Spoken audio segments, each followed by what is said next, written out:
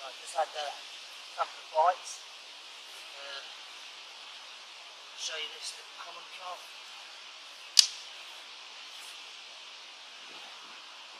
Probably about 12, 13 pounds. I caught him on a rig. Experimenting with. Just a hingestiff. So there we are. First ever one on a hingestiff rig. And can't wait. Caught a 4G pink pop-up over a bed of 4G key grey. Immaculate fish. Right, we slip it back, get some more bait. Right, I'm going to take you through the hingestiff rig now. I've actually been using this rig for about 2 years. It's actually done me a lot, and I mean a lot of carp. Components have slightly changed from 2 years ago. So this is sort of my current variation of it. I think I'll start off with the bait actually. As you can see, it's a bit mucky, so I've actually just wound it in off a spot to show you. And that's actually a pink pop-up. I'm not going to really go into too much detail with that because I'm sort of doing my own pop-ups at the moment. It's sort of like a bloodworm, bumbleberry type deal. And that's then coming down from that is a micro ring swivel. A nice little rig swivel. Just to give that bait a lot of movement, and that's the key thing in this rig. Down to a size 6 troddy from Corda. As a lot of you would know, I am a Nash man, but I do like that pattern of hook for the chod rig. Then the upright section is made out of a material called stiff rig from ESP, and that's in £15. Now it's fairly short. I mean, that's about 2 inches. Because the lake I'm fishing at the moment is really weedy, and I just want that just to flutter down into the weed. As you can see, I haven't got any putty on at the moment because I wound it in and it fell off, unfortunately. But then the actual boom section itself is made up of a material called boom from Corda. This is in £35.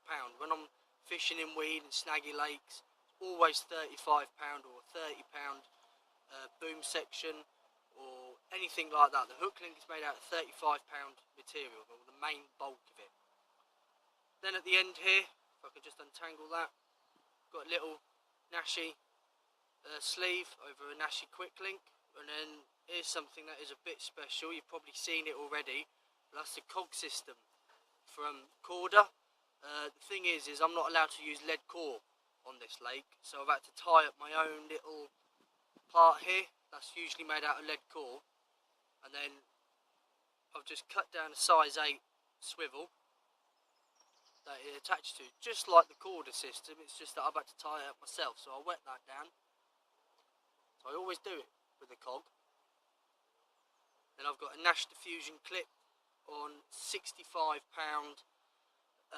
Klingon material there, and as you can see, that lead is so sensitive. I'll just run you through what happens. So that's laying on the bottom, like so. Fish picks up the rig, realises something's wrong, shakes his head. So as he shakes his head, that lead goes away.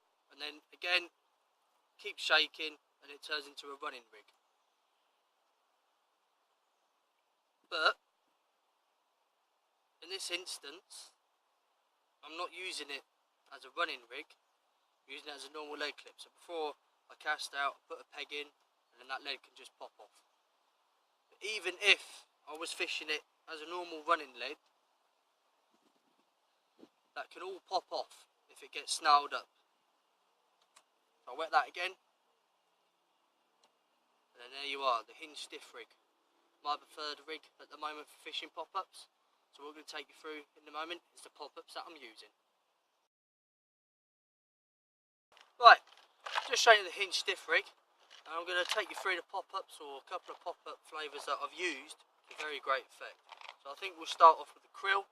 These are little white ones, and I'll tell you, absolutely stink, but absolutely perfect. So I do like the little white ones. The reason is that I've done it a lot of zig fishing. I always stick one of these and I just trim it down. but they're also very good for tipping off boilies. But if you're in a weedy lake, a little tiny pop-up like that can stand out, but not too much out, and you'll get a bite. Another great tip is that 12mm, a lot of people, or the people that I fish with, the people I know, don't really use 12mm pop-ups. They use like either 10s or 15s or 18s, and the thing is that carp will just come associated with the 15 or the 10mm. So stick a 12 on, slightly different, can get you extra bites. Another one is Fusion from Mainline. Before I went all nash, if it were, I was a Mainline fanatic, and this bait I actually hold very dear to my heart. Actually, this very pot I hold very dear to my heart. As you would have known if you know me or you've seen on the page, there's a bronzy type common carp on there, which was my first 20-pounder, and that was caught on a Fusion pop-up over a massive bed of boilies, hemp seed, and it was just, you know, like a carp's feast. That I hold Fusion very dear to my heart. Very good bait, and it doesn't get used much now, but it's still a very good bait. I know a couple of my mates on a couple of syndicates are still using it, they're still catching loads of fish. It's just that it gets all sort of brushed under the carpet type deal, and it smells really, really nice. And then here's a bit of an old classic one for you from the Nash stable, Monster Squid. I'm very glad that Nash have brought this back out for this year. It's not as readily available, but you can still get the bottom baits, and actually this is the old tub. I bought it just before they got rid of the old Monster Squid, and I'll tell you what, this stuff absolutely stinks. It's been in this pot now for probably about 3 years, and it absolutely honks. I mean, it soaked up all the liquid that was in there.